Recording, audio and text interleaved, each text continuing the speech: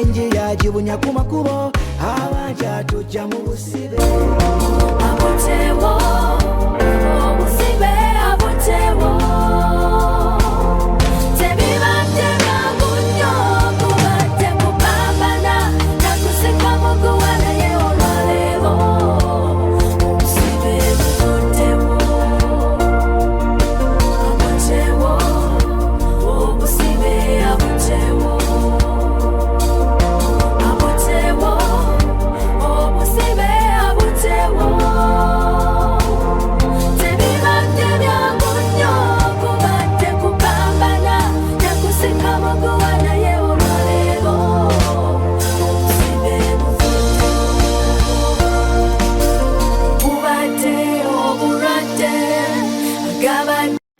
Anzijeko obusibe n'abalala ne bakimanya abotewo obusibe abotewo abotewo obusibe abotewo tebibadde byangu nnyo kubadde kupambana nakuseka muguwa naye olwaleero obusibe bubotewo. There is a very great difference waliwo enjawulo nnene nnyo between God wakati wa Katonda and religion. God Katonda is just God. Katonda ye Katonda, He was, yaliwo, He is, waali and He will be. era alibeerangawo. So we don't care about your religion. Tetufa ku ddiini yo, Whether you are Protestant, Catholic, Muslim, what? oli Protestant, Mukatoliki, Musiraamu, That's okay. tewali buzibu, No segregation. tetusosola muntu For me, yenna. what I want to see in you Kye njagala okulaba mu ggwe, is a godly heart. Webikutawaanya tewetaaga kuwangula sitaani. because of your troubles you don't need to Weetaaga overcome the devil. kuwangula muntu eyavaako ebizibu by'olina. Bano kuva mu busibe kyakituukiriza nti buli muntu yenna wa Katonda. Kati tekikugasa kubeerayo obonaabona n'ekidibo, obonaabona n'obwavu, otawaanyizibwa, byokola bifa nga weesiba kwekyombo kubanga olina eddiini eno oba eri. Nze Katonda yantuma kusumulula bantu mwenna. Era njagala okubaaniriza mwenna eggwanga lyaffe lino lyonna ennaku z'omwezi nga 31 omwezi ogwa Desemba, omwezi ogusembayo mu mwaka guno, mbaaniriza mu kisaawe kya Va mu Busibe Church e Nansana. Tugenda kubeera n'okusaba okw'okuyita mu kiro nga kwakutereza bulamu bw'abantu. Era njagala buli muntu yenna gy'oli weetegeke, olina omulwadde, olina alumbibwa ebintu, waliwo ekisiraani ekikuliko, waliwo ebitatambula bulungi, oba oyagala kusinza businza Katonda, oba oyagala kumanya enjiri ey'amazima esumulula obulamu bw'omuntu.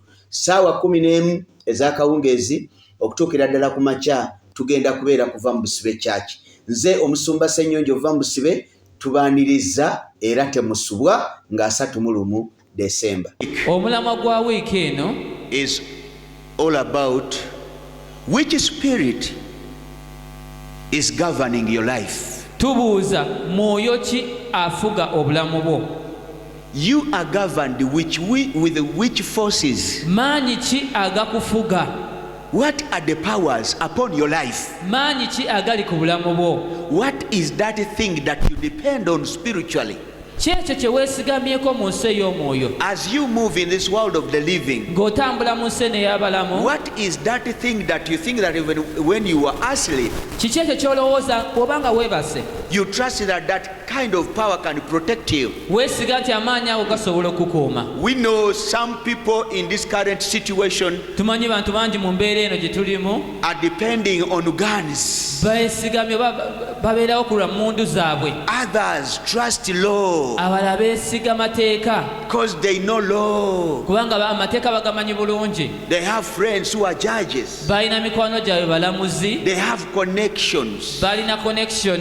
So it is like the power which is governing them Amaanyi agabafuga bo is that connection that I have. ye connection n'abantu be bamanyi. Anything that happens to them, they say, let me call so and Ekintu so. kyonna ekibatuukako gamba kankubire gundi.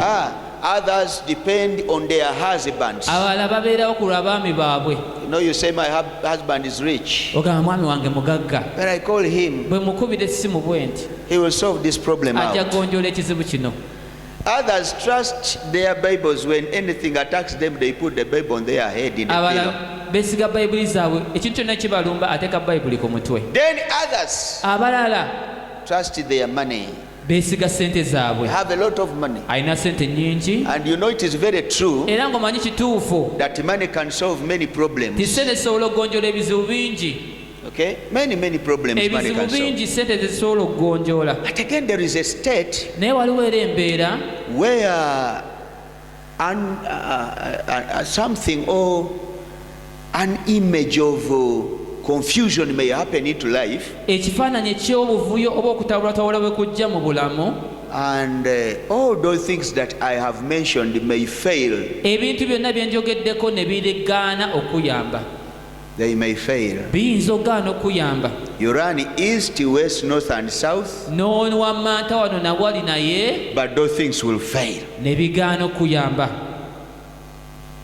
So amidst that time of challenge, Mu masekkati g'embeera eyo ng'osoomoozeddwa, we say that which is that power tugamba nti maanyi kyago do you trust ge weesiga that can help you to come out of things which have challenged humanity? agasobola okujja okuyamba ku bizibu omuntu byatasobola kugonjoola. What is that power Maanyi kyago do you depend on, ge weesigamako that even when you are sleeping nga ne bw'obeera nga weebase and somebody tries to make an attachment with your spirit, omuntu n'agezaako sika omuzimu gwo, he will not, alemererwe he will fail. alemererwe kikola. What is that power that you depend on? Maanyi kyago ge weesigamako To fight for you at the time of innocence, okulwanirira mu kaseera nga tolina musango, and when you are even ignorant nga tomanyi na kumanya about the battle.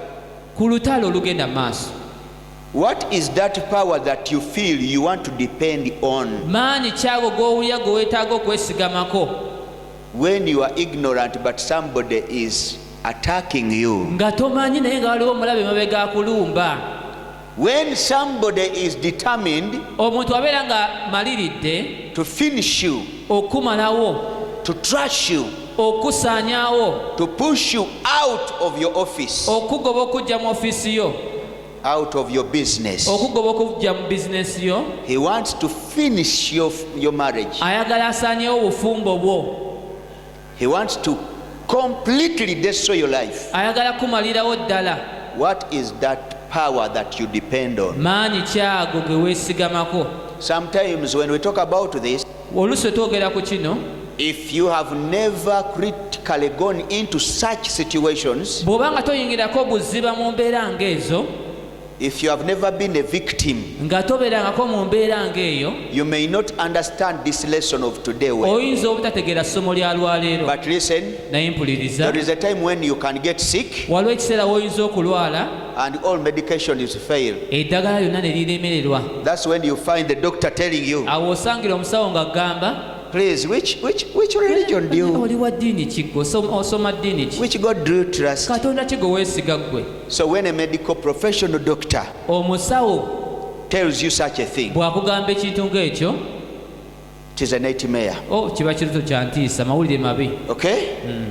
So there is a time I told you one time Waliwo lumu nabagamba, that now, for example, in Uganda, kale ekyokulabirako nga mu Uganda, you can't say that you are protected because of your good character. tosobola kugamba nti oliko obukumi ku lw'empisa ze ennungi, Because even in your house, kubanga ne mu nnyumba ye eyo you may one time find that thieves have surrounded you, lumu oyinza okwesanga babbi bakuyingiridde, and you can't even explain how they entered. They fluked into the house. tosobola na kunnyonnyola ngeri gye bayingidde ennyumba yo. What is that power Maanyi kyago that you trust that when something beyond humanity happens to you, ge weesiga nti ekintu kiba kikutuuseko nga kisukkuluma maanyi g'omuntu, will help you to overcome it? gasobola okuyamba okukiwangula. What is that power? Maanyi kyago. So today, Olwaleero I want that power njagala amaanyi ago gennyini, that I as an individual nze believe in. ng'omuntu genzikiririzaamu, I want that power to come and also be upon you, njagala amaanyi ago gajje nayo gakubeereko, so that we can share the glad tidings. tusobole okusanyukira awamu. Okay? Yeah. Because God has done many things for me. Kuba Katonda nange ankoledde bingi nnyo. Why doesn't He do the same things to you? Lwaki naawe takukolerako byankoledde? Let's learn about that. Katuyige ku ekyo. I'm using the Bible and I have some scriptures that I want to read for you today. Kozesa Bayibuli n'ebyawandiika bye njagala basomera. And I'm using stories here. Era nkozesa ngero. Njagala muwulirize bulungi. I want you to listen very well. Okay. There is a story. Waliwo story. Many interesting stories are here, but Story nyingi ezinyuma wano. let me read in the book of 2 Kings. Kambasomereko mu Bassekabaka ekyokubiri. That's the Old Testament. Endagaano nkadde. Chapter 1 verses 1 up to down here. Essula esooka onyoosoka paka wansi. Just enjoy as you listen. Njagala owulirize bulungi. Then Moab rebelled against Israel. Awo Abamowaabu ne balumba Abayisirayiri. You heard that? Mukiwulidde bulungi. Then Moab. Mowaabu. So it is like now the scripture that I've read is ekyawandiikibwa kyensomye like saying kiringa ekigamba that now your co-wife came and fought against you. kati mujjawo najja n'akulwanyisa. Because even in Uganda we say that Kubanga ne mu Buganda that your co-wife is like what? Wuyo akamaliriza. A very old rag. alinga kiziina. Okay? And we called it the baka cloth. Lita lubugo. When it is very old, bwe luba nga lukadde nnyo you'll find there parasites. ojja sangamu ebiwuka bingi. In normal Mu circumstances, mbeera eya bulijjo they will be what? bibeera biki? Neighbor, mwali mulabyeko embeera eyo. Have you seen that situation? So they said, don't trust it. Bagamba tokyesiga. Don't. Tokyesigirako ddala. Because it is like that. You can't change it. Bwekityo bwe kiri tosobola kyusa nfaanana yaakyo. So Moab Mowabu came against Israel. n'alwanyisa Isirayiri. An enemy came against. Omulabe n'ajja n'alumba omuntu omulala. That's it. Bwekityo bwe kiri. Verses 2. Verse olunyiro And olwokubiri. Ahaz fell down through a lattice in his upper chamber that was in Samaria and was sick. And he sent messengers and said unto them, Go, inquire unto Baal-zebub, the god of Ekron, whether I shall recover from this disease. Verses 3. But the angel of the Lord said unto Elijah the Tishbite, Arise, go up and meet the messengers of the king of Samaria, and say unto them, Is it not because there is not a God in Israel that you go to inquire unto Baal-zebub, the god of Ekron? Verses 4. Now therefore thus saith the Lord, you shall not come down from the bed on which you are gone up, but shall surely die as Elijah. And Elijah departed. Explain the story. Awo Akazi olunyiriro olusooka lwagambye nti Mowabu n'egolokoka okulumba Isirayiri. Akazi kabaka wa Isirayiri yali waggulu mu kisenge kya waggulu nga mulwadde, n'agwa wansi n'atuma ababaka be bagende eri katonda Beelzebuli wa Ekroni, Oli omusamize bamwebuuzeeko oba anaawona oba anaabeera bulungi.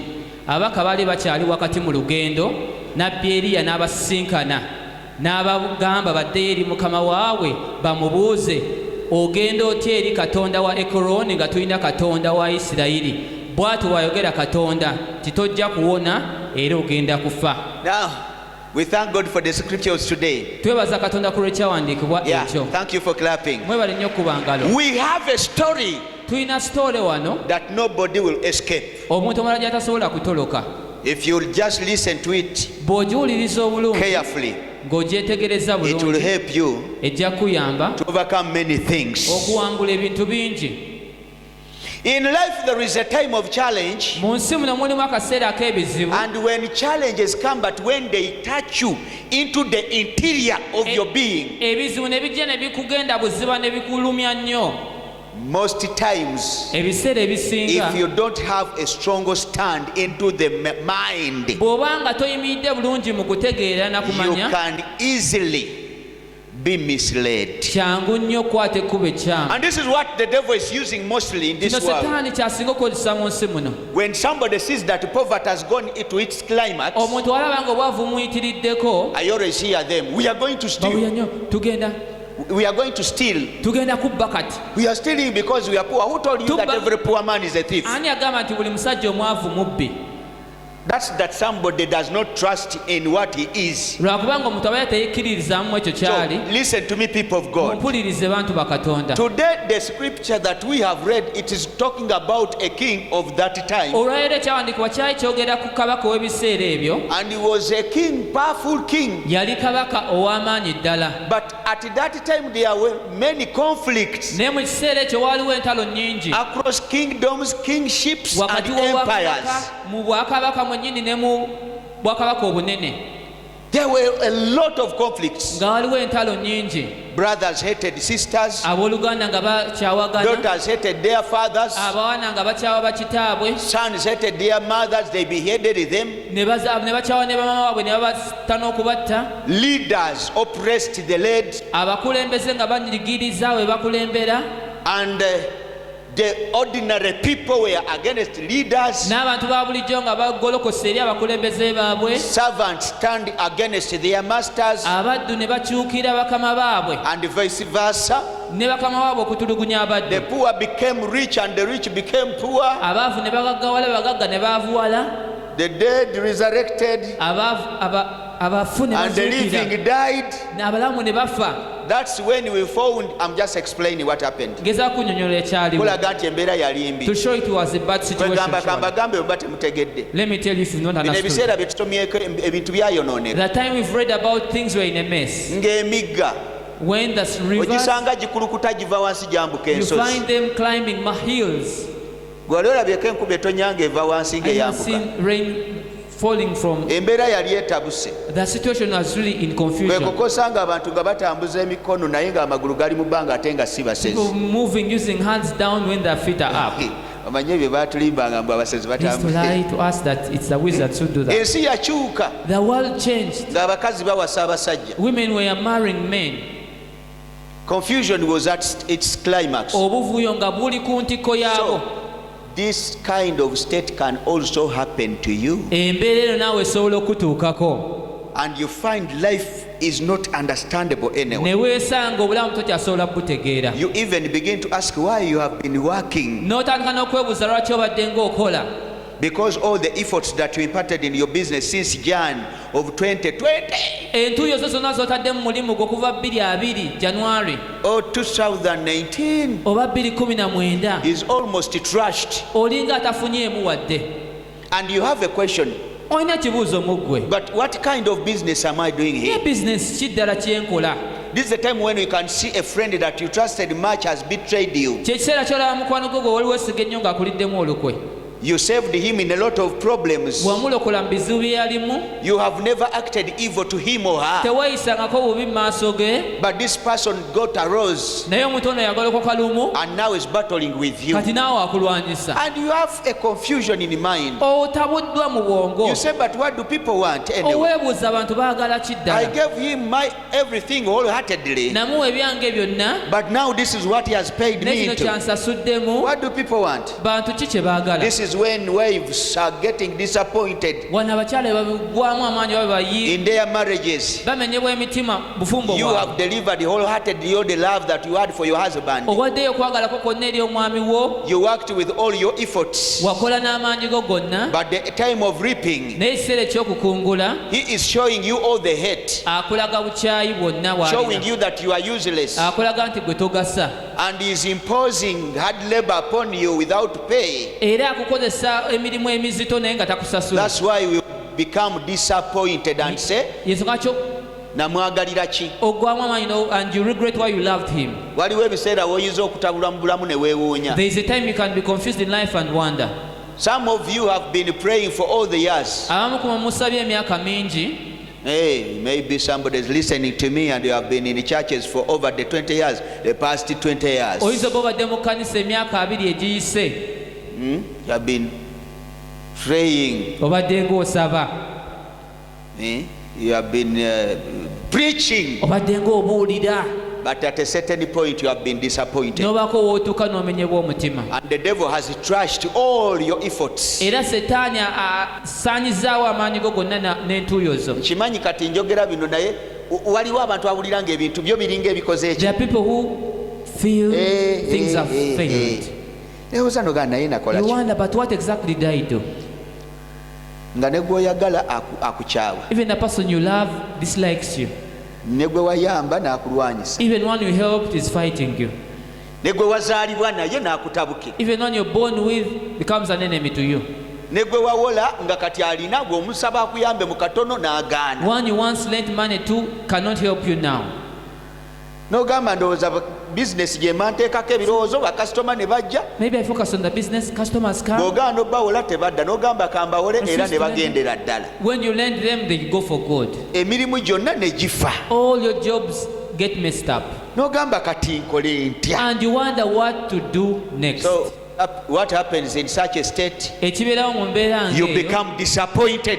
oggwamu amaanyi omenyebwa omutima. But I thank God, Naye neebaza Katonda, the anointing and the power that I'm standing in now amaanyi n'amafuta gennyimiriddemu kati is to heal the wounds of your heart. gazze kuwonya biwundu bya I'm here to mutima. tell you Ndi wano kugamba that there is yet another chance. wakyaliwo omukisa God is omulala. going to bring back your blessing Katonda agenda kukomyawo omukisa so that gwo. your journey will be new, completely new. olugere lubeere lupya ddala. Kyo kikusabira kibeerewo. I pray let it happen upon your life. So at the time of confusion, mu kaseera ak'okutabulwatabulwa, there was a certain desperate king called who?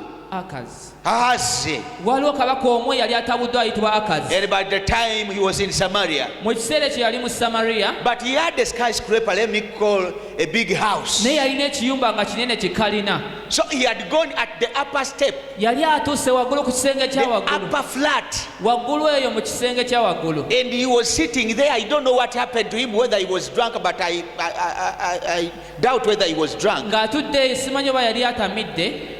But you know, when you have a lot of thoughts, when you are in confusion, Bw'oba ng'olina ebirowoozo bingi ng'otabuddwa, that's when you support your cheek with your hand, awo otandika ogwanirira olubalo and n'omukono you gwo. can spend a full hour. N'omala essaawa nnamba When you don't blink your eye nga totemya na kutemya, and you're just looking, ng'oli awo otunudde butunuzi. a fly can even come and step on your eye backward. Ensolo esobola n'okujja n'egwa ku liiso lyo naye nga totemya. That's when your conjunctiva becomes red like blood. Eriiso lyo ne limyuka n'okumyuka. Ebyo embeera gye yali, That's the situation he was in. nga ne bw'omusala mu maaso n'ogenda takulaba. Even though you pass by him, he cannot see you. But these are Bible stories here. There's no stories of Bible.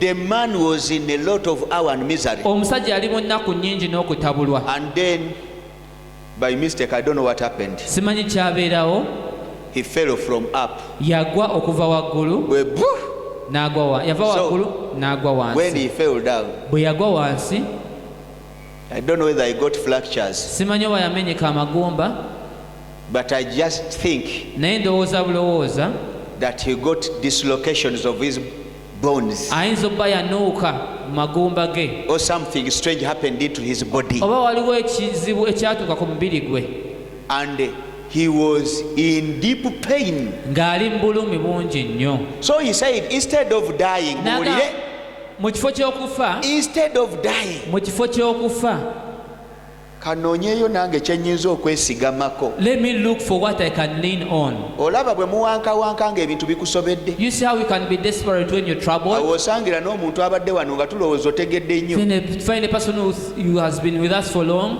tukusanga onyeenya mutwe, you find in trying, tugamba sisita abadde eki, and you wonder what has happened to our dear kanti friend. byamusobedde. She's troubled.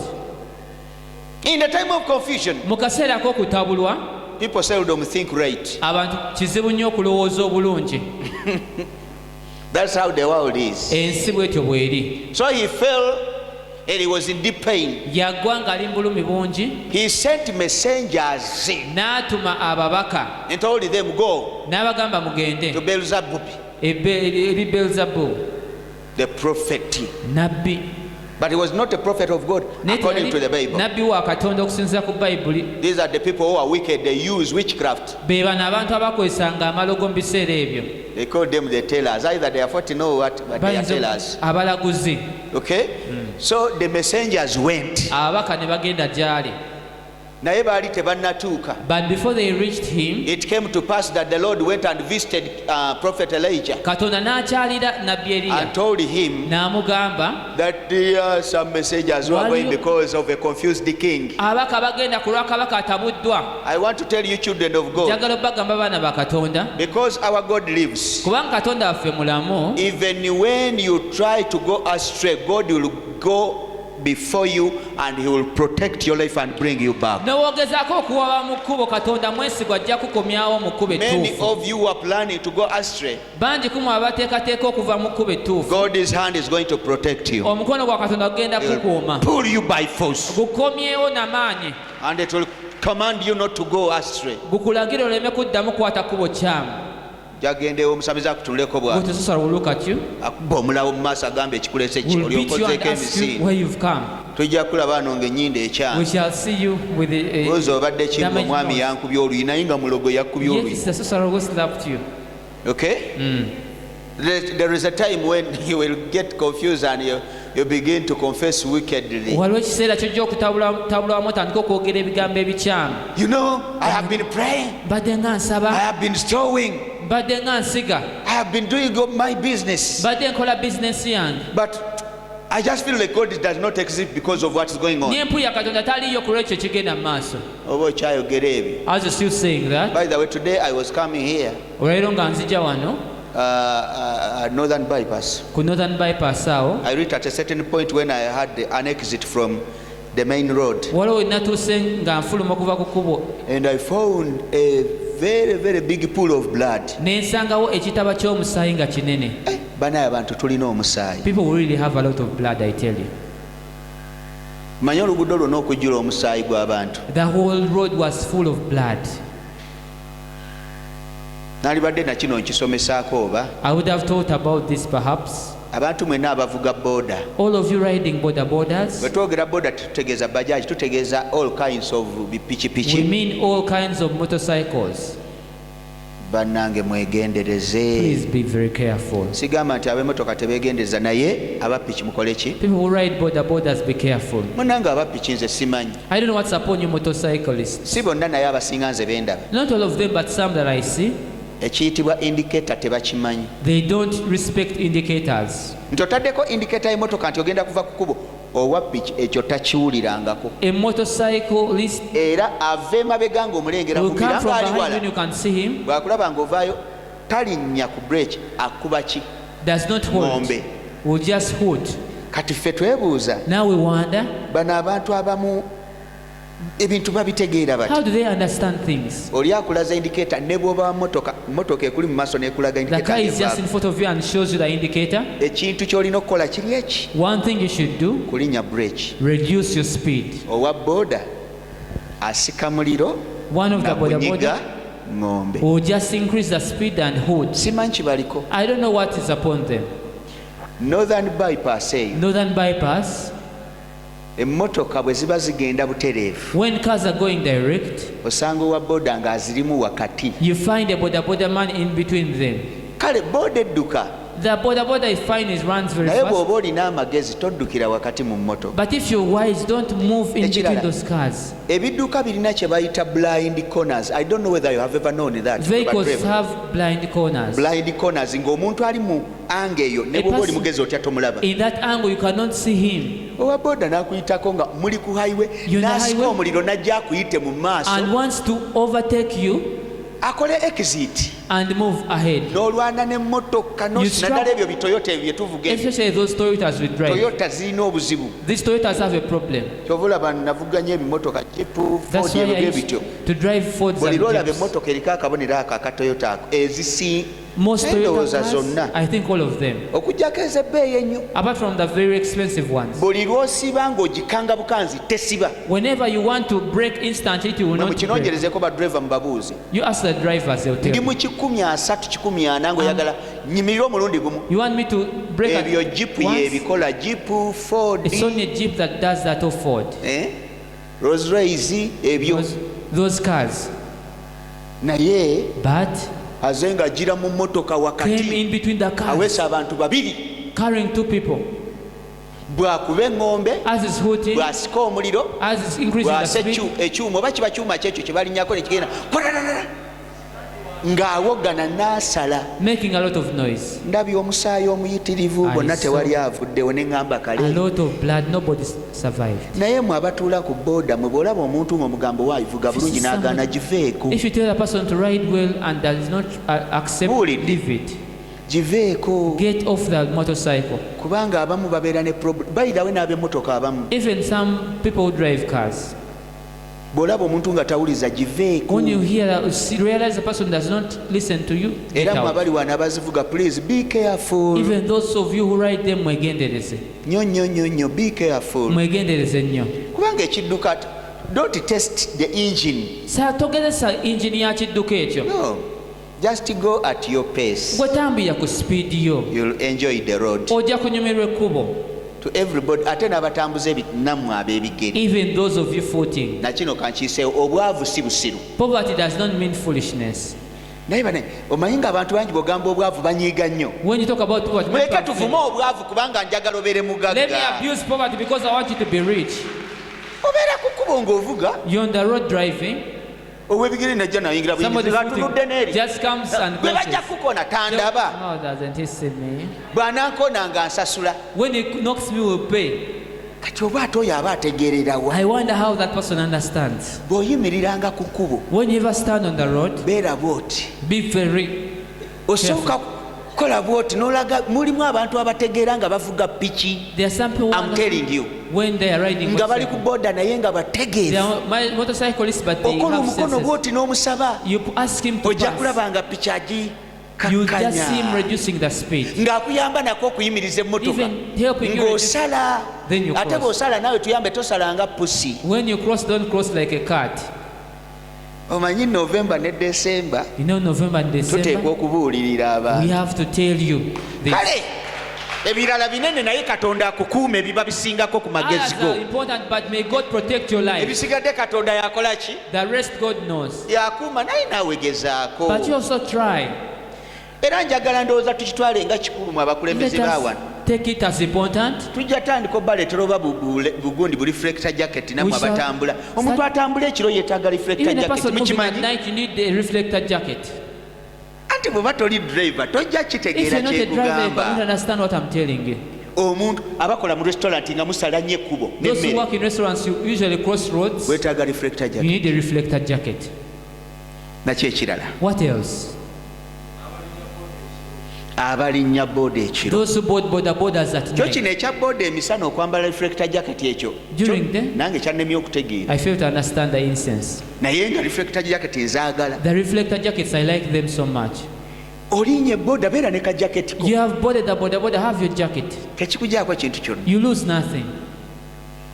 Ate beera muvuzi newankubadde gwe otudde mabega. And be the driver much as you Sebo take kendeeza the- speed. Reduce the Tonvugira wakati mu luguudo. Don't take me in between the road. Akuvuga bw'awoggana n'ettaala nga As yakabuli. even hooting with a bright light. Ng'awanika okugulu ye indicator. Even raising up his leg as the indicator. Emmotoka tebimanyi ebyo ejja kubalula ekumenyemenye The car kusikonye. does not know Tobikola. that. Don't do that. Bana mwebale nnyo kumpulizaako ka class ka driving school. Thank you for listening to me. That's a class for the driving school. Waliwo omulala gwe nasanga kamuyite musiru. I met some other fool somewhere. Nga bano bagundi bano ba wiwiwi nga bajja. When the patrol was moving, Mubamanyi? Ba wiwiwiwi. Abo nga bajja. it was coming. Ng'agamba Say no.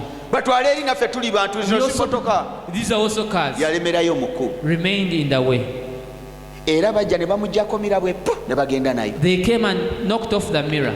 Eno Uganda This is Uganda.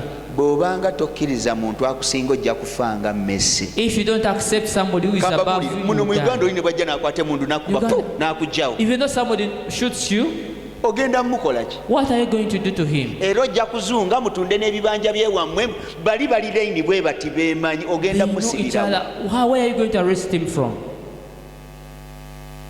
Kale nze ndowooza otegedde. I think now you've understood. We go back to the king. Today kabaka oli He fell from the upstairs up to yagwa down. okuva ku kisenge kya waggulu n'agwa wansi. Please, if you have stress bw'obanga olina ebikuteganya ebikutawaanya and you are heartbroken era ng'owuyo omutima gwo and gumenyese you are confused, era ng'otabuddwatabuddwa, why are you going upstairs? lwaki oli waggulu ku kasolya? You understood? Muntegedde The problem that we have, ekizibu kye tulina, that people get mistaken. abantu bakola ensobi At the time when they have problems, they are discouraged, they are disappointed, they are depressed. mu kaseera nga balina ebizibu, batabuddwa, bamenyeddwa emitima, Again, they make themselves hot. bakoleera awo, Okay? Okyogedde bakola ki? bakoleera. Bakoleera. Mu mbeera ng'olina ebikutawanya ate gwayagala okulaga As if obwakabi you bwo, want to show that you're special, ojja kuvaayo waggulu ogwepaka. you fall from up down. Omuntu ali mu kiseera ng'olina ebikutawanya ng'ensi ekusobedde, yiga okukkakkana, muyige n'okusirikako bw'olaba nga bikusobedde. Sirikako obeere, you know what we call hibernation? Obeereko w'osirikidde, You hibernate. osirika, Keep quiet in one position. osirikira mu kifo kimu. Why? Lwaki? Because everything has confused you. Kubanga buli kimu kikutabudde. Naye gwe ekibi, But the problem, bw'olaba ng'ebintu bikusobedde, when you see yourself troubled, n'ogamba ani gwe nnyinza okwesibako? who can I stick myself on? Alabika ye hope ono. I think it's hope. Kati nze Now me, nalina emirembe gyange naye akakawala mukalaba, my peace, but you see that lady, era si oyo ye yatwonoonera oyo. that's the one who messed everything up. Oyo bye bizibu byange byonna. She's the source of my problems. Ogulawo lutalo ku bantu balala. You're waging war against other people. Oli mu kwambuka madala kyokka ate olina stress, ojja kuvaayo ogwire bwereere. You're rising up to the top, yet you're stressed, you fall for nothing. Olina ebikutawanya ensi ekusobedde, oyagala kutambula mu baŋŋanda zo bonna, obaagaza ki? You are troubled in this world. Why do you want to move to all your relatives? Nze ne mbeera bannange simanyi. I don't know this situation. Let me go to my aunt. Kangendeke wa senga, Let me go to my uncle. kangendeke wa kojja, Let me go to my friend. kangendeke wa mukwano Please, gwange. please, the people that you are taking to your problems have more than what you have. Abantu botwalira ebizibu byo balina bingi okusinga. Even in church here, Ne mu kanisa wano you'll find somebody ojja sanga omuntu is telling everybody his problem. agamba nti buli omu kizibu gy'ali. Yeah, I've ever seen such people. Nali ndabyeko ku bantu ng'abo. Or even the other side. Oba ne side eri. We have some people when you have come for counseling, Tulina abantu abamu oba ozze mu counseling, you are sick. oli mulwadde. Why do you move telling everybody that you have a problem? Lwaki ogenda n'ogamba buli omu nti olina ekizibu? You know, Mama Sam, manyo Mama kuzibu. Oli naye yaze alina ekizibu She also came with her own problem. ozunga kiŋambira neiba nti kati awo oba ozunga ki? N'ekirala, Something else. bw'oyagala kukaabira buli muntu, You want to cry for by the way, everyone. mwegendereze n'aba bakaabirakaabira ennyo. Be careful about people who cry to you all the Muntu time. bw'akaabirakaabira ennyo buli kiseera, When they cry to you all the time, bw'anaatereera agenda kufumita ekiso. when she gets better, will stab at you. Era emirundi egisinga And most onoobanga gwe oli driven by abakaabakaaba ennyo, buli akaabakaaba ennyo ng'ogenda ojja kumaliriza ng'oli muddu ow'okugaba. If you ever having pity of people who are having problems, you'll be a slave of giving out wastefully. But you understand that statement? Naye otegedde ekigambo You ekyo. become a slave of giving. Ofuuka muddu wa kugaba. There is a secret in giving. Waliwo ekyama ekiri mu kugaba. We cannot say that if you have seeds in your hands, Tetusobola gamba nti bw'oba olina ensigo mu mikono gyo, come and drop it here. jangu oziteeke wano. If you drop a seed here, Bw'oteeka ensigo, so my seeds. bye bintu byempaayo mu bulamu bwange nga mbiwadde omuntu yenna. Are the things I give out to anybody. Waliwo esobola kusiga nsigo yawe. There are places I cannot sow my seed. Naye abantu abalina disappointments ng'olina ebizibu ate oyongeddeko okwagala okwalamba ogendewa. Do you have problems that you want to rise up to the top? Buli lwolaba embeera ng'ezze kakkana, When you see gyawa situations, amalala, calm down. kakkana wansi. Calm down. Kubanga ne Katonda Because even God mwesigwa ayagala okuyamba abantu. is faithful, wants to help the humble. Naye ono problem yamuliko first instance But the problem that was upon him, is going up kwe kwambuka waggulu, on the flat. waggulu ku kalina. You have problems. You have been attacked by your enemies. Olina ebizibu, olumbiddwa abalabe bo. Why are you showing off? Lwaki weeraga?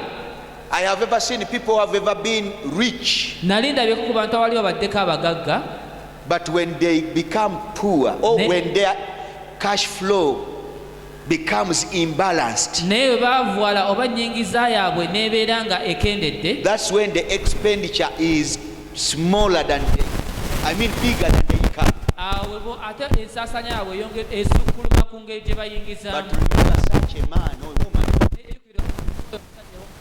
was used to spend a lot of money in feeding, yali amanyidde okumala teeka ssente nnyingi mu kulya, millions in alcohol, ng'ateeka ssente nnyingi mu kunywa omwenge, millions in friends, obukadde ng'abugabira millions in outing, obukadde abuteeka mu millions in everything. ateeka bukadde mu byonna by'akola. And now the income has gone down. Kati ennyingiza ye ekendedde. But again, he wants to remain at the other level. Ayagala sigaza standard eri gy'abaddeko. Agudde Has already fallen down, naye ayagala kusigala waggulu. but wants to remain up. Omuntu akola ekyo asaanirawo. A person who does that is destroyed completely. Bw'ogwa When you fall, nakino kakibagambe yadde kinyiiza. let me tell you this matters. Bw'oba oli ku levo ya kuvuga bugaali weewole akagaali kubanga If bwe kafa you- osobola okukakanika. At the level of riding bicycles, you get a bicycle because you can mend it when it breaks down. Mukama bw'akuyamba n'otuuka ku levo ya piki When God helps you to reach a level of eyiyo boda, n'egaana era emikwano gy'epiki ojja kubeera nazo weewole piki you even givuge. have friends to give you motorcycles. You hire it and ride it. Bw'oba oli ku levo ya piki ekikwewoza emmotoka ku muntu alina emmotoka ku kyalo kiki? If you're a level of a motorcycle, why do you hire a car? Lumu nali nvuga One time I was driving, nasanga akabenje akanyumira. I found an accident that amused me. Lwaki ngamba kanyumira kubanga tewali yakosebwa. Nobody was hurt in that accident.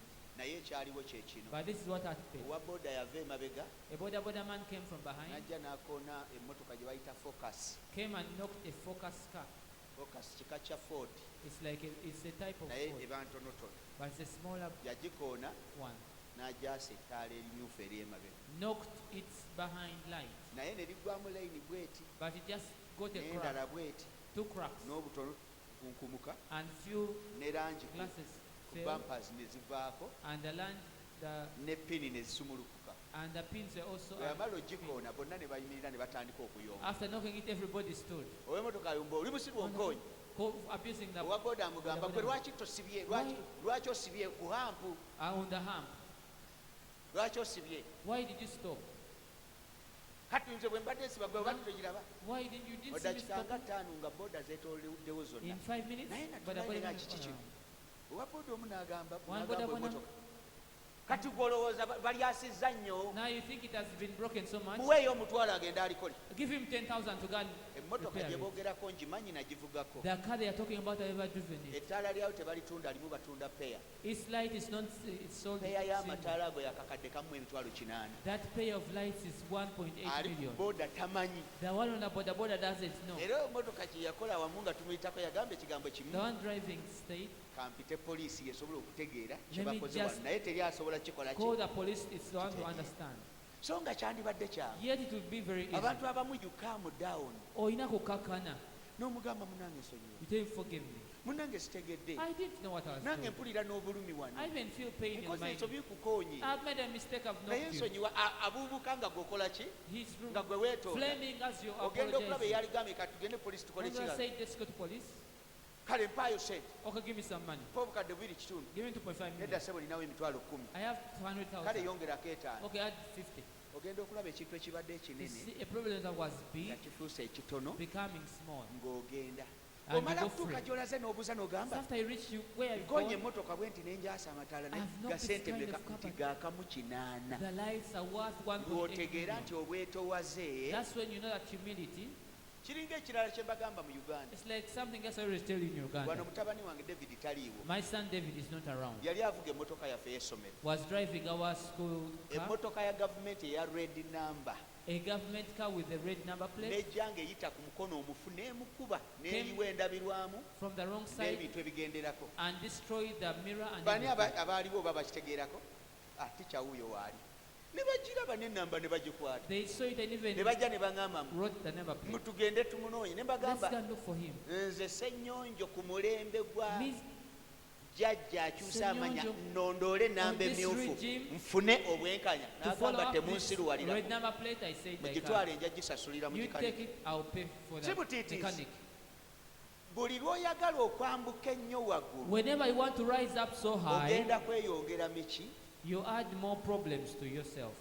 abapangisa The tenants, oli mu nnyumba gy'opangisa you're in a house you're renting. owezezza emyezi 2 tosasula ne bwe kitabeera 2 wakamalako omwezi gumu You just spent 1 month. landlord azagamba The landlord comes. Gwe, You, nyumba yange osuliramu yabwera ole mukuzaala buzaazi you're just giving birth, you're sleeping in my house for free. tolabanga abaakuswaza akuprovokinga Don't you see it's provoking you? kati nawe ngonga twala I eri said, no. wasikira nansikire You even just inherited this naawe property. sigwe wagizizimba You're not the one who built it. maama nyabo Please, tuyambe obusiru busebbali help us. Leave aside ennyumba the stupidity. sizizo The house is not yours.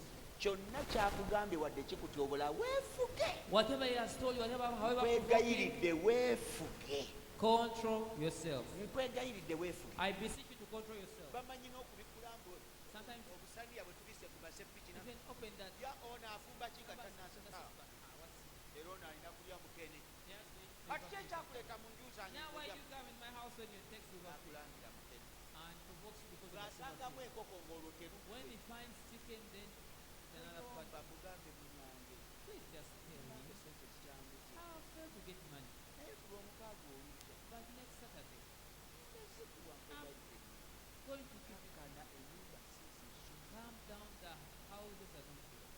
obugamba lwomukaaga olukola ki Tell him next Saturday. kati bwajja ku lwomukaaga olwo When he comes on Saturday, nga tolina zikina when you've not got the money n'akukwatiriza nga bw'oli and finds the noyagala okuyingira mu kateni nga open the tebisoboka curtain when it's supposed guma to stand firm. akugambe waŋŋamba nja He told me to come on Saturday. I remember very well. nakugamba What did I tell you? kiko waŋŋamba nti nja lwomukaaga You olujja told me to come next Saturday. kyekyo kinnyinira That's what I did. era nkitegeeza bwera ku lwomukaaga olukola ki Come next Saturday. olujja Come back next Saturday. nali I nkitegeeza meant it. Please come back next Saturday. era gwe kasalu n'atuukanga And okola when ki it comes, you come. beera mukaka Be humble. naye gwe gwe bupangisa You're the tenant. lwaba talina sente You have no money. oli mubiyingizaamu Don't. fe ne ku kanisa yaffe Even at our church, batugamba tujja kulya ensi they told us we are to dominate this world. olya nnyumba z'abandi ezitali zizo Are you dominating somebody's houses that are not yours? ofunanga confusion weewale okulinnyawa When you have confusion, resist from rising to the top. kyova olaba mpagira nnyo abantu bw'oyiiganga ennyo sirika If you become very angry, be quiet. I kubanga advise. ojja kutuma ettaka wano ekigambo Because you might speak out a word. ojja kutukuba okulagagambo ojja kwogera wano You speak unrightful words. olinganga na kiri byonna bye babisse banno n'obijjayo Whatever they are covering up, you speak it. omanyi omuntu ayomba n'avaawo nga mwena temukyalina private parts Somebody who can quarrel and abuse it. oluyombo nga mwena lutuuse patiramu okubeera public When anti they are azaanise zonna all n'azimalayo your private parts public.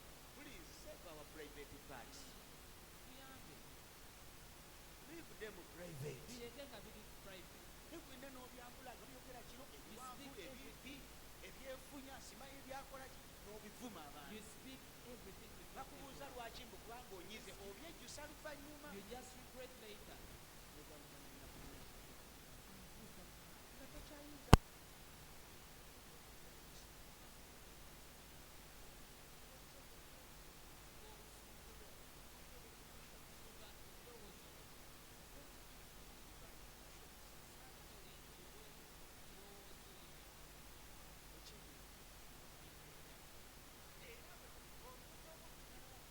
but this one is being driven by anger agoga byebisakusa like electrical power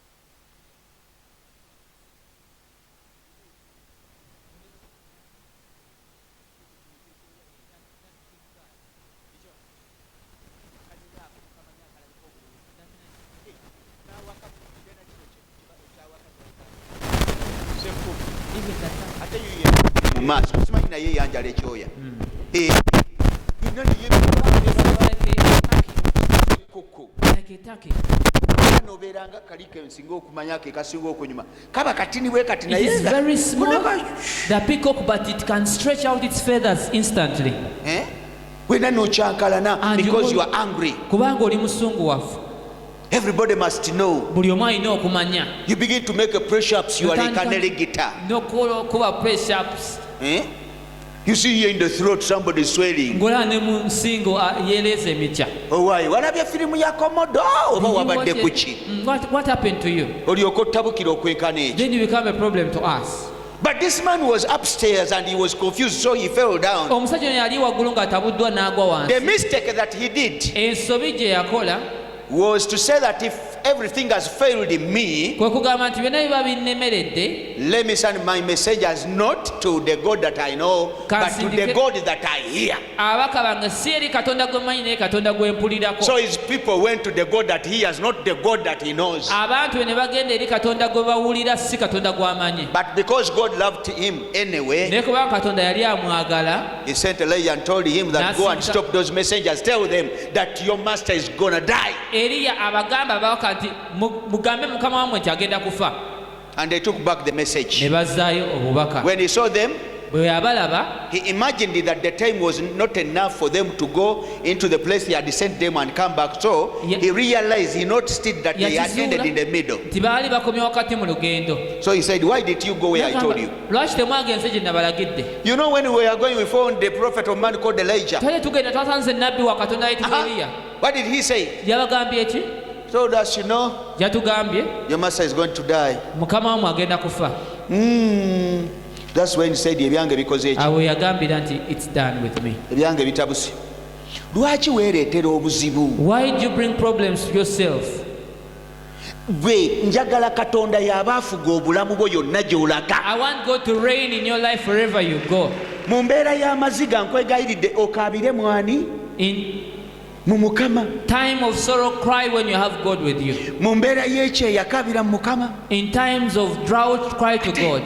I think I will also get some time to come ndowooza nja funayo obudde maaso eyo and begin to teach you when we say that cry unto your God. What do we really mean? mbasomese bwe tugamba nti kaabira katonda wo ki kye tuba tutegeeza. What do we really mean? ki kye tuba tutegeeza ddala. Because some people will be mistaken and think abantu abamu bayinza okulowooza that crying to God means to come here okaabira katonda kitegeeza kujja wano and begin to shout, n'otandika okuwogganira waggulu. hey! Oh, oh, I command you! nkulagira For years and years. okumala emyaka n'emyaka. That's not what we call calling upon God or crying upon God. kye kitegeeza okukaabirira katonda. This is all about meditation. kikwata kufumitiriza.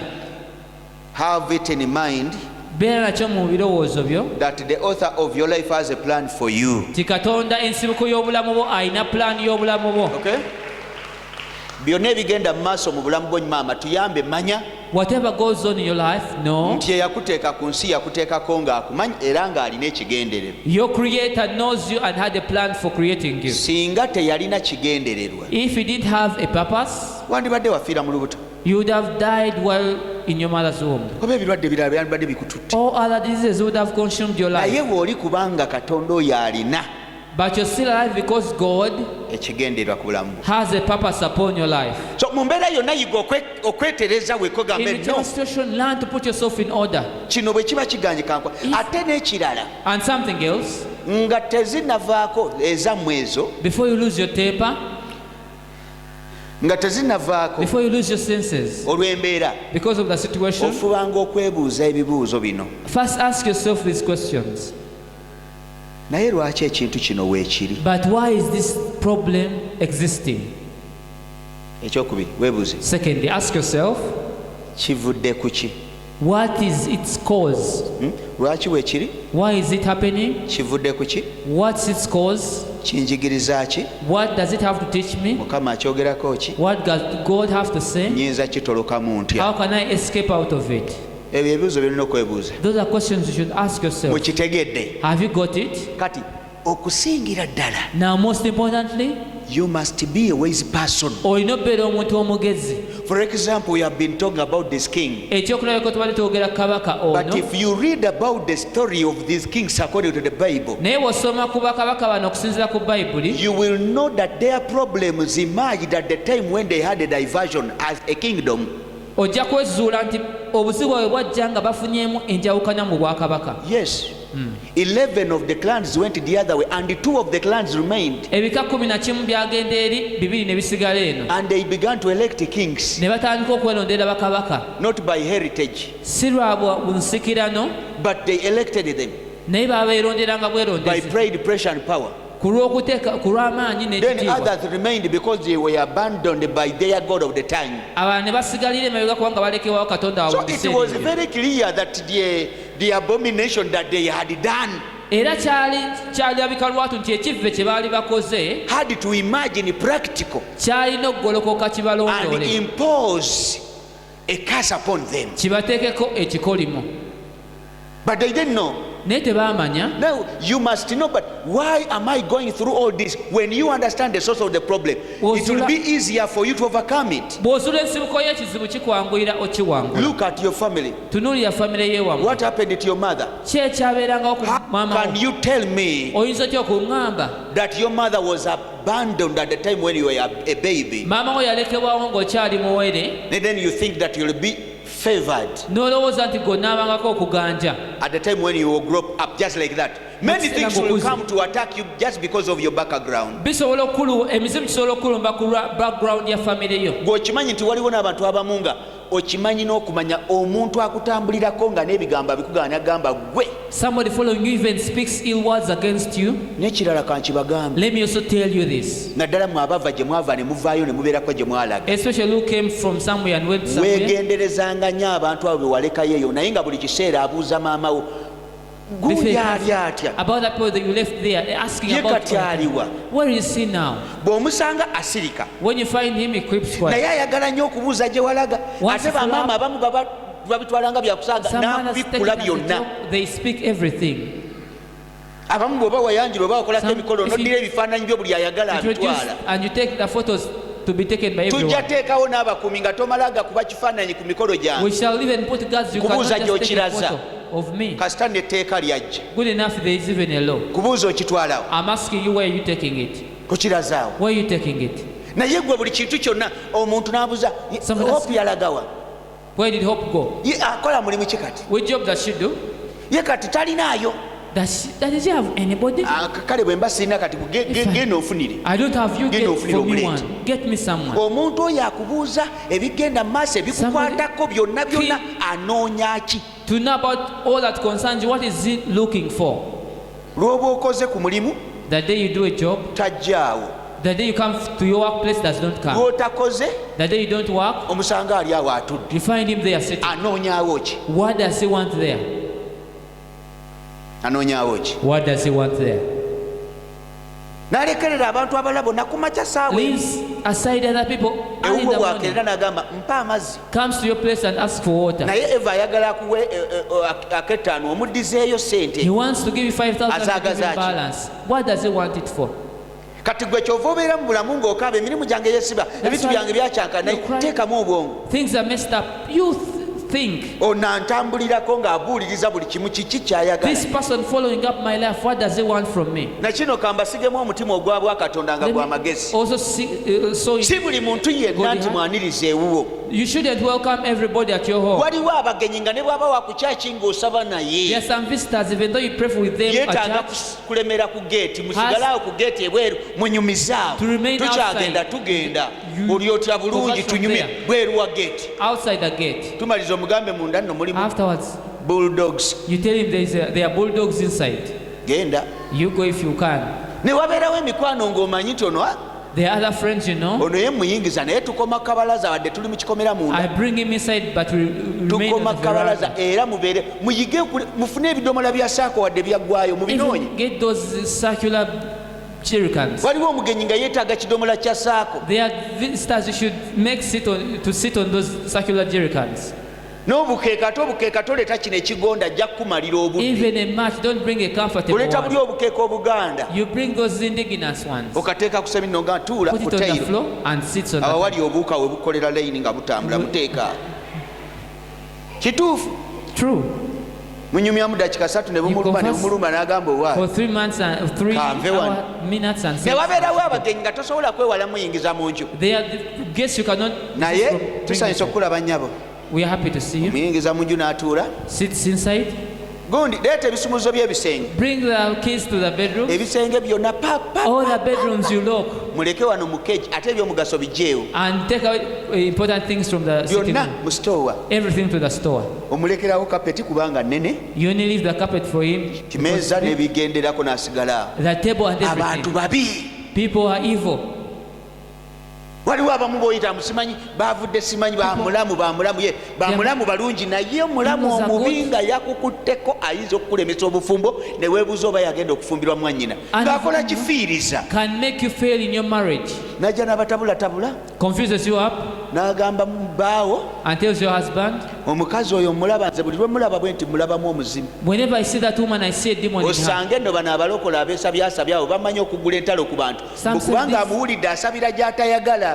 Can wage war against you because you don't pray from where she wants. Naye baaba omukazi wamulabye. Do you see that woman? Baaba nze bwe tunuulira omukazi wo When I look at your wife, ekigere kye kirina engeri gye kitula bwe there is a way her kigere ekyo foot is just so kirimu flat. ekizibu. It has a Walabye problem. akabina ke You see her bums? engeri gy'abadde mu bodehaga akabina kaliko ekituli bwe It kati has a deep ebyo hole. ebitulituli ebyo byaki What happened? Why are those kyokka ogenda holes? okatunuulira akoogera nga noko kajjudde ebitulituli Now konna one kalinga talk- ke baayisaako landa She's- naye sebo kavuma ggwe She's very flat but abusing you. n'akuteekako entalo obeere nno n'engalo empanvu sigambye mubbi engalo If you have long omulabye fingers, engalo you see her fingers? engalo mpanvu oyo si mubbi oyo She might be a thief. omulaba enjala You see the nails? oyo anaakola emirimu oyo si mulogo Will she be able to do work? obeere nga oli mweru If you light skin. nze namulabye I saw her. yeeyerusa She bleaches. nze namulabidde ddala ng'aliko akaziga ka kalorate She bleaches.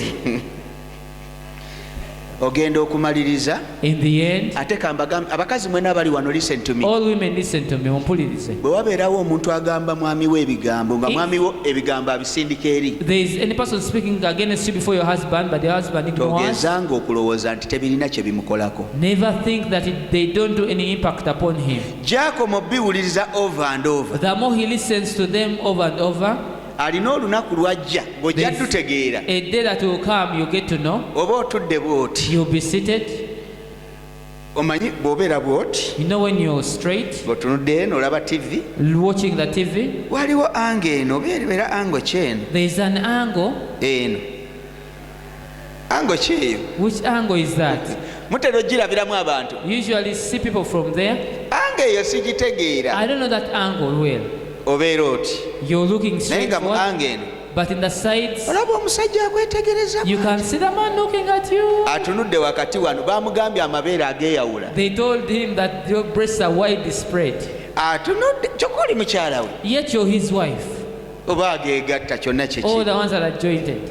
banaye temukebera abantu Please wano don't start checking yakulaba people. omuntu atandise okebera Somebody's omwomu trying to check another person. omuntu nga takwagala A person who doesn't love you, ogenda okulaba nga omusajja kimulya mpola it just eats him up ogenda okulaba slowly. nga atabuse You see him one day getting confused. kyenva mbagamba kati bw'olaba embeera eyo nkugambye toli wekka That's why when you see that situation, you're omwoyo wa not mukama alone. The Spirit ali of ku God bulamu bwo is upon your life. kati kyokola What you do, tolinnya waggulu don't rise up to the top. olutalo njagala olulwane right from the grassroot I want you to fight the battle kuviira ddala ku nsibuko. fe nga tusaba bye bye tujja nga tuzza olwokusatu counseling era abawulira ebigambo bino Those listening to me, ng'olina ekintu kyotategeera mu bulamu bwo there's anything you don't understand in your life, saagala setaani akubuzeebuze I don't want the devil to divert you. njagala ku Wednesday ojjekeerako Come on Wednesday very early. sure anja kubeera kuva saawa 2 I'll be there right from 8 a.m. keerako Come early. bwe tumala okumanya nti ono omuntu yaleeta ebizibu After knowing that it's this person bringing the problems, gwe tomukolako lutalo ojja kuba obyonoonyi oli Don't- senga w'abaana wage war against her. She's the auntie to the oli children. jjajja w'abaana She might be the grandparent. oli mukwano gwa mukyalo oba mukwano gwa She mwami might be a friend to your wife or husband. sirika tulwane olutalo Just keep quiet. Let's fight the battle. katonda ayita eri bw'atyo God will pass the other side. asooka abatabula ababiri ye n'omwami wo First confuse that person and your Bebe. husband, and they'll beat each ojja kuwulira other. omusajja nga jjanga akugamba oyo bw'omulengera nga wano kumpi Your n'awaka husband waffe will nkubira tell you, essimu if you ever oba see her kubira here, poliisi call me or call the police. omugambe ye But sweet yakoze My sweetheart, ki what did she do? yakoze ki What did baby she do, my baby? nze ate simanyi naawe oli ku I lulwe my donor side. nze oli gwe No, wamunyanjira it's nti you nyoko introduced her to me. kugambye bw'omulabanga kwira If you polisi ever see her here, call the police. naye nga gwe alwanya olutalo Yet- olw'okubanga toli wekka It's you oliko have fought the omwoyo battle. wamu Because you're not alone, you have the Spirit of God upon you. amazima ga katonda omuntu n'akulwanyisa ku mulimu nga ne kapito tamanyi gye A wamujja person fights at the workplace when he doesn't know where you got the capital from. naye ali mu kulwana ekintu kimu to see that you are terminated you fail and go Alwana kulaba nga bakugoba olemererwa ogende. he's telling your customers you know what Agaba bakasitoma abo manyi that man you are seeing there omusajja oyo gwolaba he's a witch mulogo. that woman is there Omukyalo oyo he's a gwemulaba witch mulogo. don't go there Temugendayo. he has demons Alina emizimu. he go to the seas Agenda wansi mu and you nnyanja. find customers who were coming to you N'osanga bakasitoma badde bajja gy'oli. begin to look just to glance there Batandika kutunulayo liiso limu. and they fear demons Batya emizimu batya. you see them bypass you say mama good Bayita onomuyita maama gundi. come and check the ear Jangu olabe ku. you'll come there Njakujja mu budde bwange. and you don't know what is happening Tomanyi kigenda mu maaso. but somebody just at the corner Omuntu alina ensonda gy'alimu. is rebuilding his evil Azimba ebikyamu obubi bwonna bw'akola. blackmailing you every day Akusiga enziro. somebody who was getting 1 million every day Omuntu yali ayingiza akakadde olunaku. you begin to deteriorate you go to 500 Notandika okuddirira ozze mu mitwalo 300 500, 100 mitwalo 3, mitwalo 10. a day comes and you stay at your business Olunaku lwe lutuuka n'obeera ku bizinensi yo. and you fail even to get a transport to go home N'olemera n'ofuna transport akuzzeeka. amazima ga katonda nga ebintu mu business mwebiri Sincerely, nga mwebiri mu business you have items in your business. kyova ogamba mukwano gwo mpaayo esatu That's why you ask your friend to lend you 30,000. Lend me naye 20,000. nga weebuuza naye omirimu guno But you wonder this job, kiki ekitubaddeko we kiki what exactly is happening? ng'oli ali wali aleega entwingiri She's akoonoona just buli there. lunaku Destroying your life every day. oyo ogenda mulwanyisa otya How are you going to fight such a person? ogendayo nti nange kamwogereko bakasitoma baleme gendayo Can you go there and No. badmouth the person also? besirika Just keep quiet. tugenda kulwana olutalo nga twesiga oyo katonda oyo omwoyo wa mukama atambulira ku bulamu bwaffe We are going to fight trusting the Spirit of God reigning upon our lives. ojja kuwulira buwulizi ng'emisinde gyatwala okuva mu kifo ekyo Only to hear the person fleeing away from that location. bali kubikira bubikizi ku makya nti yatemye They will just tell in the morning that she left. tulina katonda alwana entalo We have a God who fights battles. in your office Mu office yo, please do right kola ebituufu.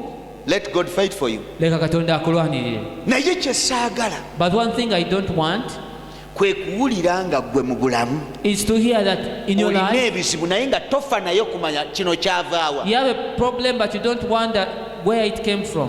sebo atudde emabega wano eyeekute kutama bwoti gwani moses kyaze yes kyaze yimirira bakulabe Just rise up, they see you. oyo That yajja man, nga alina waatunda there is a place he's selling, naye ng'omuntu omu amuzimbyeko akayumba but one person is waging war against buli him. gwalaba ajja okugulanga nedda Anybody sees the tebatunda buyer, says no, don't buy. buli ajja nedda Where nedda comes no, no, no, don't. kyokka talinaawo kakwate Yet he's not having any era attachment. namugamba kimu nti agenda kulwala abeere ku ndiri paka gwe lwolutundawo Will emabegaawo yazze n'obujulizi oyo n'ansanyusa Be kusumba bedridden. nebaza mukama buli kimu kyawedde I thank God everything is done. singa omulabe we yabadde akyasigaddewo If your olowooza enemy walitunzeewo had still remained, would you still eyo sell ye that cloth? nnwana gye njagala tulwane entalo tuula wansi That's how I want us to fight battles. ye nnwana That's how I want us to fight. nonolomost kyali kyekimu Even noyo now- naye yalina waatunda Almost he was selling somewhere. naye ng'omulaba ayimiridde mu maaso But the enemy had Kozi stood bwani his way. kaiza joffrey almost the same thing Nsonga yemu kumpi. naye gwe togenda nti banange Don't go there. nedda banange ono abalimba nze mutuufu He's sirika lying to you. I'm the muleka right one. asirika ennyindo twagala tulwana olutalo gojjo ŋŋambe musumba omanyi One fight a battle. waliwo asirika ki tukkirize katonda There's somebody troubling me, believe God. tutandike kwifa tulwane olutalo We start a battle. katonda ngaayogeranga mukoke God will come and say, yalemesaawo he's the one kale nja sabotaging. kumenya amagulu naye ng'agenda kuwonera myaka 2 paka kiri lwe I'll break kinaatereera his legs to be healed in 2 years. bizinesi ekulaakulane Heal you. naye naye nga lutalo lwa Katonda. But it's the battle meant by That's why God. you do not need to say sorry to everything. Yensonga kitolina kusaasira buli omu g'osanga. Sometimes people are paying for what they did. Oluusi baba basasulira bye baakola. Wiiki eno yonna This whole week, njagala entalo zammwe mukkirize muzikwase Mukama. I want you hand over your battles to God. Buli alina olutalo awaka. Whoever has a battle at home, nebaza Mukama, waliwo omuvubuka eyaŋŋambye. I thank God there is a gentleman who told me. Bino ebintu bikyaliyo. Are these things still existing? Omuvubuka gwe ŋŋamba ndo wa myaka 34. The gentleman I'm talking about is 34 years of age. Naye yagenda n'ayagala omuwala. Nze mbadde simanyi n'abakazi babikola. Went and loved a certain lady. Yagenda n'ayagala omuwala. Loved a lady. Nga bali ku university. They were at the university. Kati ne bafunamu obutaka ngera bumanyi naawe eby'essomero nammwe mwabikola mwenna. They had misunderstandings. Abamu yatwala embuzi yo tomanyi na gyali. Some of you, the person who took your virginity, you don't even know where he is. Lwakuba kati weefuula ow'akabi. Just that you make yourself special now. Naye oba yalagawa. But I wonder where he went. Omanyi ne gyali gwe. Do you even know where he is? Ate ensaasira omulala nga yagitwala ne mwawukana naye okyakuumya ekinamba. Wafumbirwa olemedde kavumu You're oba already married, wabaaki. but you're still sticking on that phone number. N'obufaananyi obwedda. Even photos of long ago. Awo nawo nkwewuunya. I also wonder. Baayagalana ne baawukana. They loved each other separated. Omuwala kwali ku Christmas n'anoonya omuvubuka. Omuvubuka yali ali waabwe eri mu kyalo. The man was in the village at his Mu home. Eastern region ekyalo kye yaŋŋambye ekyerabidde. In Eastern, a certain village. Butaleja. Butaleja. Butaleja mumanyiyo. In Butaleja. Butaleja. Butaleja. Naye omuwala azaalibwa eruweeru. Alinya atya emmotoka okugenda ew'omuntu gwe yawukana naye ow'Ebutaleja ng'ate baayawukana. Went and to an ex they separated with in Butaleja. Mgbe bwe yatuuka When she reached, n'afukamira n'amubuuza. knelt down and greeted him. Bwe yamala okumubuuza After greeting him, n'akwata engatto ye bw'ati got his shoe gye yali ayambadde ng'alaba that he was putting on, n'agijja mu kigere kye. put it off his foot. Katona okola ki? What are you doing? Teyamugamba, teyamuddamu, Did teyayogera not say kigambo. anything to him. N'akwata engatto Took the shoe agenda naye. and went. Ono ng'alowooza byakusaaga biringa It was a joke. I thought it was a n'atambula n'agenda n'alinnya emmotoka moved, n'addayo. boarded and went back. Kye yava amukubira oluvannyuma Then called her later n'amugamba and told her, nze okundekawo for you to leave me, wandekawo you left me fine, naye tolifuna mukazi yenna. but you never get any other woman. Nga biyita byakusaaga. Thought it was a joke. Okutandika kw'olwo From that time on, omwoyo gwatandika omulumba ekiro nga yeebase ng'abeera na mukazi buli kiro. the spirit used to attack him in the night and use him sexually. Naye nga ne bw'ayagala okubeera n'omukazi owa ddala, Even though he wants to have a real woman, omusajja nga yafa amagenda n'amadda. the man was very impotent. N'asooka alowooza oba I byakusaaga. thought it was a joke, Ne maybe. yeerwanako bino ebyekisiru ebyamu bye mukola, Struggled simanyi lubalula, simanyi biki ebyo No, went mukole. to the app. Wa Things failed, I tell you. nga teri Nothing was happening. paka ku myaka gy'aliko gino Up to this age, 34 asatu mwena. okuva emabega mu university at From way 1920. back ng'akyalina emyaka 2. Naye oluvannyuma olw'okusaba kyava ati After bwakugamba genda olabe ebyakubaako, aloota bulosi kirota akiraba, ajjukira buli kimu Had ekyakola. a dream and remembered everything that happened. Kati nno bannaaye, Now, singa yakikukola naye teyafumbirwa n'asigalawo ekyogamba kale, if the one who did it to him never married, ye it ali would mu be okay. bufumbo maama azaala baana, She's in marriage, she's giving birth. ono ali eno embazi ye baagikuula. This one is this side helpless. Obwo buba bwenkanya? Is that fair? Awo waliwo justice awo. Is there fairness there? Kyenva mugamba kati omanyi, That's why I told him, Katonda njagala akole, naye kennyini gy'ali asooka akole ki? I want God to work. Gy'ali asooka aveeyo, ate naye afune Let omusajja her also get a man eyeebaka naye buli lunaku nga gwe bwobadde olina omukazi akozesa. who get a spiritual man using her Afune omusajja sexually. yeebaka naye. Kubanga omuntu kyasiga Because what you say is what you reap. kungula. Naye nga biringa byakusaaga. It seemed a joke. Yawulidde bulizi ku leediyo When you najja had- munnange omanye ekyaliwo. You know what happened? Oli ebintu byamutabukira bimulumba. Things that Wuuyo happened. gy'ali avuddeyo She left her marriage. bimucyankalanyeeko bimutabukidde. She got confused. Ate ono teyafuna omuyini. Now this one also was healed. eyali tasobola kuwanga mbazzi ng'asobola okukola ki? One who was impotent now was. Kinyuma nnyo eyakukabya amaziga nga naye agakabyeko It is so ate good gwe one who n'ofuna made you cry, obuwanguzi. also cry for you. Naye question, ani yagenda okukola ekintu ekyo? Who went to do that? Ojja kikola nga toli weka. You not Ojja do it kikola alone. ng'olina Katonda atuula ku bulamu bwo. Do it with the God who Saba reigns Katonda akikolere mu upon linnya your lya life. Mukama. May God do it upon your life. In the Saba name of God. Katonda akikolere mu linnya I lya pray may Mukama. God do it upon you. Omanyi nti olwaleero tuli wano bwe tuti. Today we are here. Naye waliwo olutalo Katonda lwali mu kulwana. This is Monday. There is a battle God is fighting. Omanyi nti tuli wano bwe tuti. We are here, Naye waliwo olutalo but there is a battle Katonda lwalwana. that God is fighting. Ng'akulaba Sees you, oli mwana Katonda naye ng'oli mu nnaku otambulidde mu bizibu. child of God, but in deep problems, Nga nekyolwana nakyo obadde tokimanyi. without even knowing what you're fighting against. Naye tuli mu lutalo. But we are in a Ndi battle. wano kubagamba I'm here to tell you nti Katonda ali mu kulwana. that God is fighting. Omulabe eyavaako okubonaabona kw'olina ne bw'oba tomanyi kigenda mu maaso. The enemy who is the source of your suffering, much as you don't know what's going on, Nyemiridde mu maanyi ga Katonda I stand in the power of God agaagaza okutusumulula mu sizoni eno ey'obunabbi. that has come to deliver us in a season of prophecy. Nga ntuma omukono gwa Katonda ogujjudde omuliro n'amaanyi. I send the hand of God full of fire and power. Era nga ndaba oyo eyavaako amaziga go agakubonyaabonyeza mu myaka The gy'olina. one who is the root cause of your sorrow at the age you have. W'atudde essaawa eno ndaba amaziga gatandika omuyitamu. Where he is seated now, I see tears flowing down. Bwe kiba kyetaagisa amagulu ge kumenyeka, amagulu ge gajja kumenyeka. If it's Naye nga gamenyeka broken, they olw'amaziga But they will be broken because of the ge tears yakuteekako. that he imposed upon your life. Bwe kiba kyetaagisa If gye yafumbirwa nga ali mu mukisa gwo nga gw'abadde atambuliramu enjoying your joy in where nga kigenda, tomuziyiza. Toziyiza, leka Katonda akolemu omulimu. don't block it. Let God do Bwe his kiba nga work. omulabe we yakuyingiramu saawa y'eno, If the enemy enters avaayo. it's time for him to get N'okaaba out. amaziga emyaka gyonna nga totereera. You cry tears for many Teebwa mu linnya lya Mukama. Be set free in the name of God. Katonda akuggyeko ennaku eyo. May God take away that sorrow from your life. Saawa ya bintu bikyamu kufuluma mu bulamu bwaffe. It's time for wrong things to Saawa come ya into our mizimu life. kufuluma mu bulamu bwaffe. It's time for demons to Bano kuva mu busibe kyakituukiriza nti buli muntu yenna wa Katonda.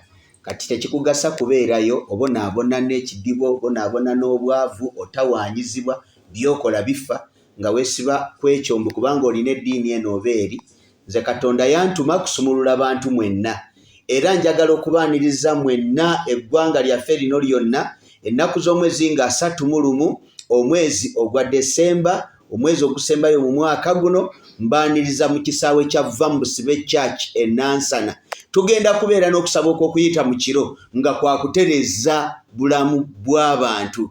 Era njagala buli muntu yenna gy'oli weetegeke, olina omulwadde, olina alumbibwa ebintu, waliwo ekisiraani ekikuliko, waliwo ebitatambula bulungi, oba oyagala kusinza businza Katonda, oba oyagala kumanya enjiri ey'amazima esumulula obulamu bw'omuntu. Ssaawa 11 ez'akawungeezi okutuukira ddala ku makya tugenda kubeera kuva mu Busibe Church. Nze omusumba Ssenyonjo Va mu Busibe tubaaniriza era temusubwa nga 31 Desemba. Mwagala kukola ki?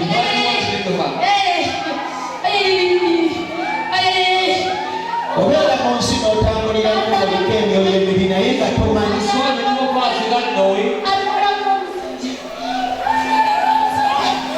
Lutalo lwa musajja. Kale nkulagira buli ddogo lyonna liwaleetera obukazi kuluma mu buto bwe. Buli kye bamuteekamu bakisesema kiveere kigenda.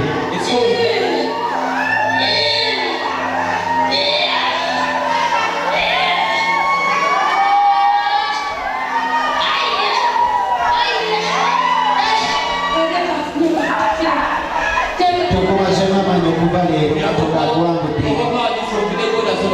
ekusumulula okuva bayimiridde muliro gwa Katonda guyiteko paka ku mutwe nga gwokya buli ekitasaanidde. Buli maanyi gonna amabi gakolera gaveewo. Katonda atereze buli maanyi gonna amabi gatula mu luto lubeere wadde.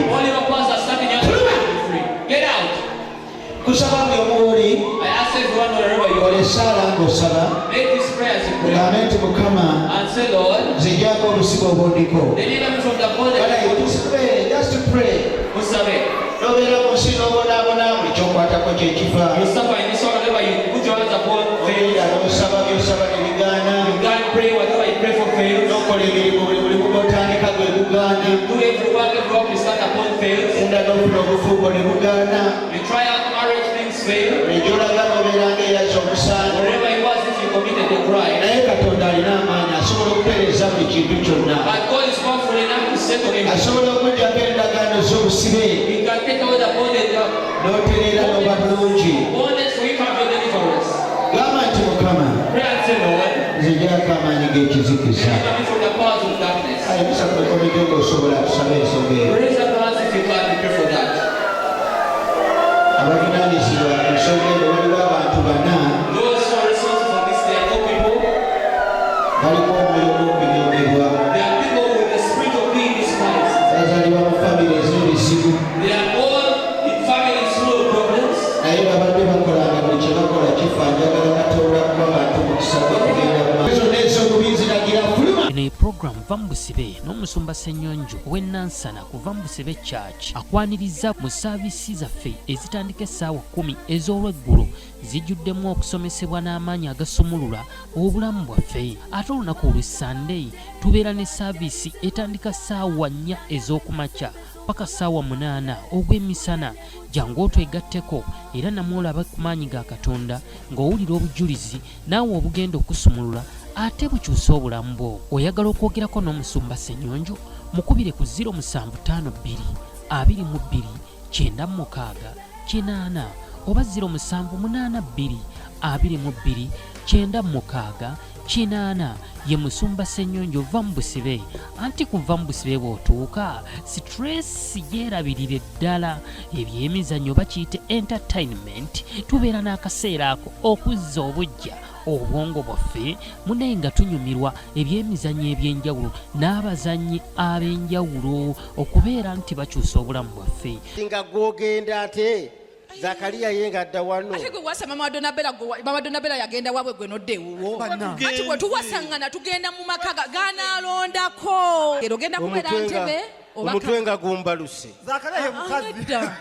Bakwetera amazzi.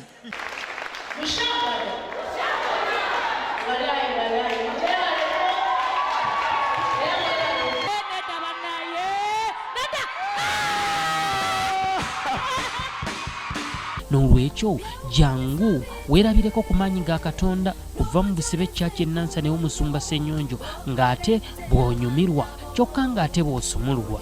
Ye musumba Ssenyonjo va mu busibe ow'ekkubo. Enjiri agibunya ku makubo abanja tujja mu busibe. Mabote